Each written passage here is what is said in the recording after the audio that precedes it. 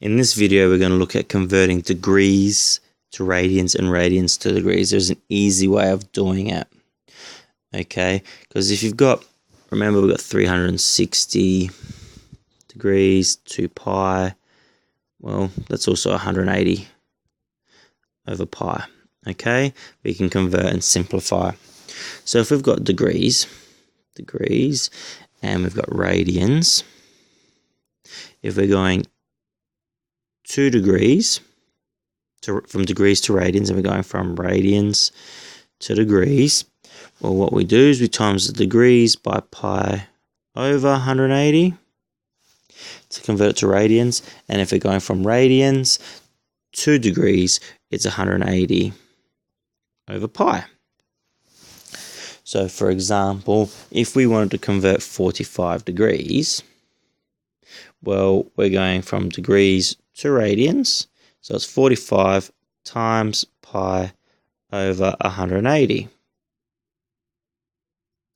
All right, now that equals, they cancel out, 45 into 180. Well, that goes in there once, and that goes in there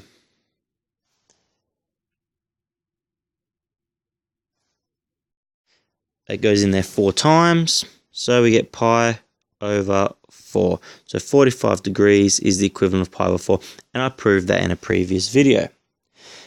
Now, if we were looking at converting 5 pi on 6 into degrees, for example, well, we would times that by 180 over pi, and what you'll notice is that the pi's cancel out, and we would do 5 times 180, divide that by 6, and we would get 150 degrees. And you can sort of look at it and look at 5 pi on 6. That's not full pi, so it's not a full fraction, a whole fraction of 5 over 6. So it's, you know, it's going to be less than 180 degrees there.